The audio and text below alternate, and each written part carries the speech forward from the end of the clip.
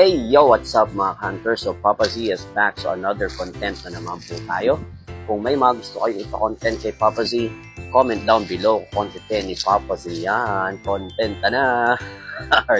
Contentan ha. So, minsan may nakausap akong ka-office mate ko, iba yung sinabi eh.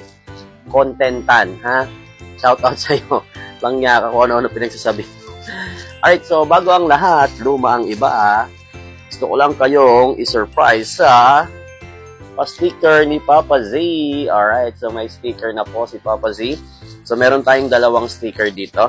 So yung unang sticker natin, ito, yung regular sticker natin na sa mga regular followers ni Papa Z. So ang ganda, di ba? Oo. Di ba? Ayun yung regular sticker ni Papa Z. Pero syempre, meron din tayong sticker sa ating mga brad and sis dyan. Alright, so ayan, may logo ng AKP yan mga kapatid. So long live sa inyo, napakaganda ng sticker ni Papa Z. May mga brad and sis na nakahuli sa akin at sobra akong natuwa kasi sobrang na-appreciate nila yung yung alam mo yun, yung sticker ko. Nakakataba lang siya ng puso. Though hindi naman sikat si Papa Z, pero 'di ba? Ang sarap nun sa pakaramdam na yung effort mo magpa-print ng sticker tapos nagustuhan ng mga taong binigyan mo and sila yung nanghihingi pa. And shoutout ko lang si Brad Dave. Brad Dave, sobrang PM ka ng PM sa akin, hindi mo lang matsempohan si Papa Z. Puntahan mo na lang ako dito sa bahay. Bibigyan kita. Alright? So, hindi mo madapuli si Papa Z. Talagang gustong-gusto niya yung sticker ni Papa Z. And natutuwa naman ako.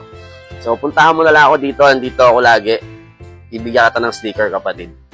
Alright, so content naman tayo. So, kung interesado kayo sa mga usapan ng buhay-buhay ni Papa Z, so follow nyo lang po si Papa Z sa ating TikTok account sa Zordic Rules. Sa atin naman pong YouTube. Uy, may YouTube. Sa YouTube naman po is Papa Zordic. And then sa official page ni Papa Z na Papa Z. Alright? So ano ba yung content natin for today's video?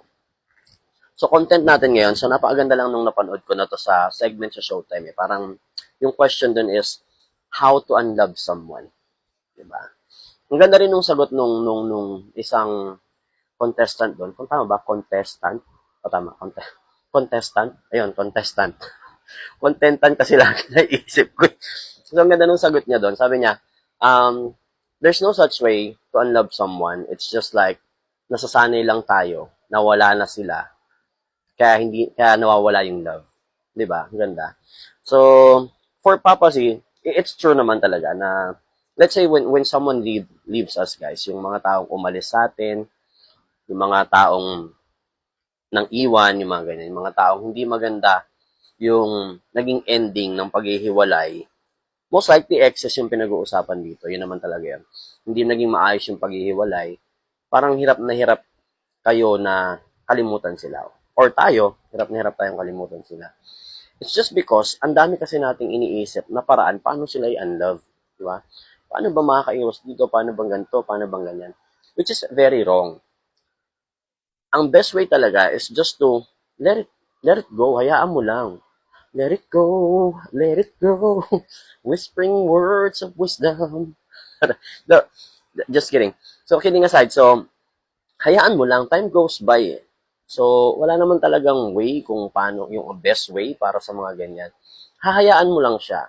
Tama nga yung sabi nung sagot doon sa segment na yun na masasanay ka din na wala na sila.